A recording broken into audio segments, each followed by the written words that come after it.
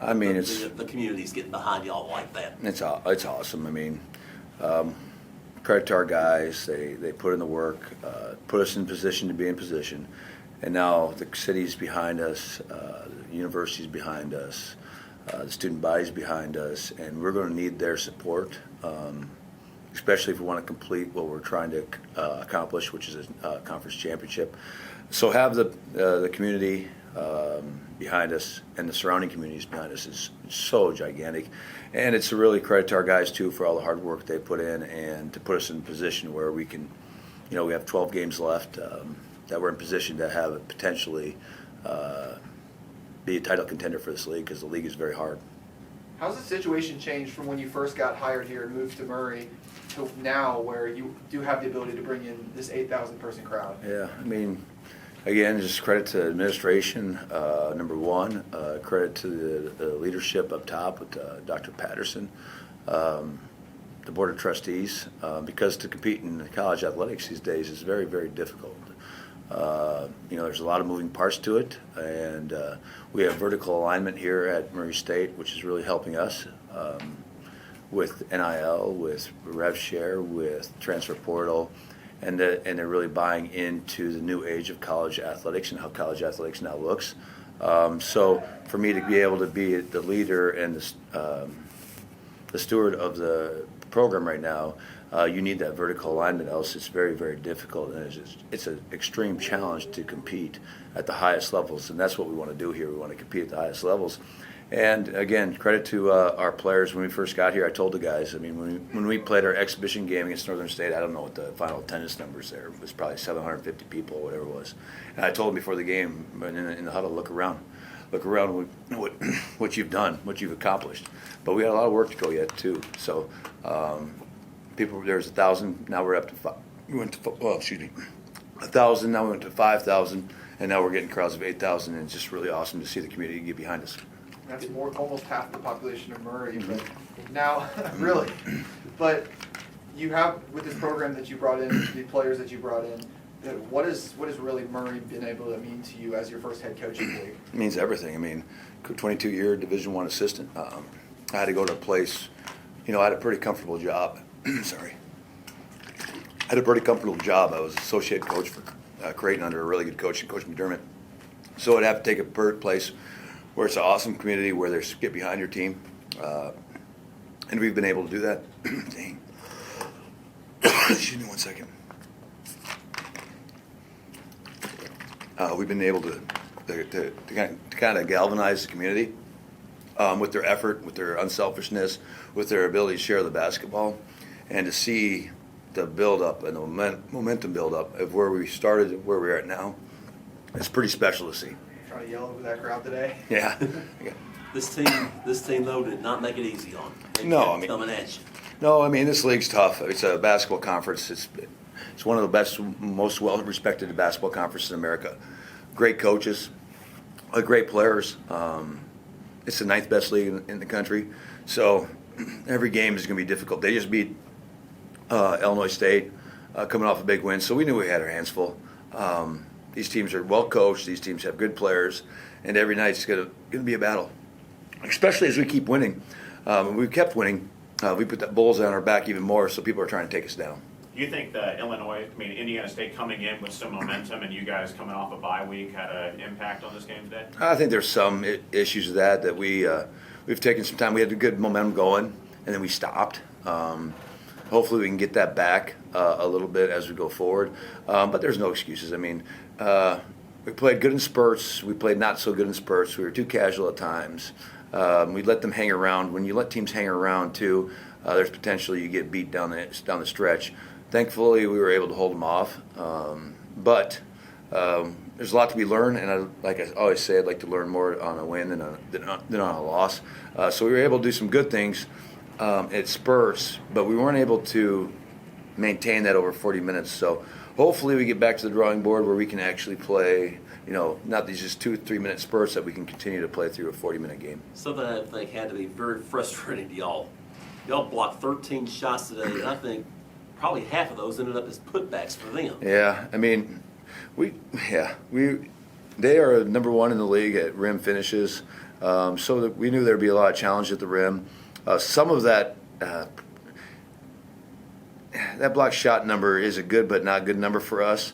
We want to stay down. I think we got a little too happy. We jumped up a lot, which caused a lot of fouls. Obviously, we want to block our alter as many shots as we can, but at what price, right? We end up fouling a little more than we wanted to. They went to the free throw line 15 times.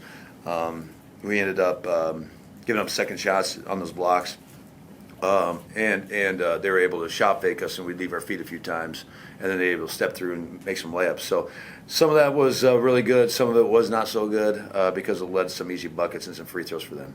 And this is a game you didn't shoot well from the free throw line, but you still won it from the free Yeah. throw line. I mean, Yeah. they almost out rebounded you. They got more shots off than you guys did. Yeah. And but you still managed to pull it off in the end. Yeah, I mean, our ability to make free throws in close games is a huge deal for us, especially Javon Jackson. We didn't shoot the ball. Free throws great during the course of the game, but Javon being able to step up and make free throws. Missed a couple late with JJ and Lane and Rahman. But overall, going to the free throw lines 23 times, making 16 of them. We made more free throws than the other team attempted, which is one of our goals that we always try to do. So got them there. Should have beat them on the offensive glass a little more than we did probably, and probably should have took care of the basketball a little better than we did. We got too casual at times, led to turnovers. So got some things to clean up before we go on this very tough road trip against Drake and then Northern Iowa. Like you said, there's been a bunch of games where a team keeps coming at you. They end up going ahead and beating you. But you guys stayed tough. What's that say about the toughness of this team? Situation Yeah, like that? I mean, through this season we've been thrust in a bunch of situations, so nothing has really rattled them. I wish we'd be more urgent when we build leads at times. I wish we wouldn't be so casual at times when we get and build leads, because I'd like to set a standard where we're not really playing to the scoreboard. We're just playing basketball to what we do here at Murray State. But it's something to fix a little bit, I would say, our casualness when we do get ahead. But, again, it shows great mental toughness to take some of their punches and then be able to respond back and finish games. Coach, you mentioned that road trip to Iowa. Of course, playing in Des Moines is a very tough environment against Drake, but then also you've got Cedar Falls on tap as well. Northern Iowa has been one of the top teams in this conference as well. How do you take your team on the road and keep them to temper expectations against a Northern Iowa team that's really good and a Drake team that's perennially Yeah, I mean, it's going to be a tough challenge for us. I mean, I told the team after this game, Drake's won, 2 straight conference championships, been to 3 straight NCAA tournaments. They've been one of the best teams, the cream of the crop of the league for a long time. It's not going to be an easy game at all. If we're sloppy at times, if we're casual at times, we'll probably be disappointed. We're going to have to play 40 minutes of tough basketball. We're going to have to share the basketball at a high level, and we're going to have to be really connected to win any of these games on the road. I mean, again, these 2 teams coming up between Drake and Northern Iowa, they've won many, many conference championships. They're coached with some of the best coaches in our league. So it's going to be a big-time challenge. I believe Northern Iowa was picked ahead of us in the league, and so was some other teams down the line. But the toughest part of our schedule is right in front of us. I think we have a 4-game stretch where 2's on the road. We get Illinois State at home, and then I think Belmont on the road. So 3 of the 4 on the road is going to be a big-time challenge against teams that were picked either right around where we were in the league or higher than us in the league. So we're going to have to be ready. We have the lead right now, so that all that does is put a bullseye on our back. We are not the hunters anymore. We are the hunted. So we're going to have to be really good. Talk about Fred, Yep. his performance today. Yeah, I mean, Fred obviously is low down there. We wanted to go to him early and often. His ability to go get 14 points, 13 rebounds in 26 minutes of play, and then get 4 block shots. Pretty awesome for us down there, both offensively and defensively. Probably should have gotten the ball a little bit more down there because of their lack of size a little bit. But they made it very, very difficult for us to get the ball at times to him. So, I mean, whenever you have a guy that can anchor you both offensively and defensively, like Fred King, it's pretty special. And, the coach has to utilize a little more probably, and then find a way to get him the ball where he can be efficient. How about somebody who helped you guys keep the upper hand in this game was Mason Miller. Yeah, Mason was terrific. He going into this game, he wasn't shooting the ball that great, but tonight he making three threes, one of them crucial when our offense wasn't really going that well. Was big for us. His ability to chase around Cap Wagner on his holding to 8 to 16. He had 20 points, but on 16 field goal attempts is pretty good because they go to him a lot. They try to get him off the screen. So he had a tough task. Him and Braden Shorter had a tough task covering that, and then just found a way to make plays down the stretch.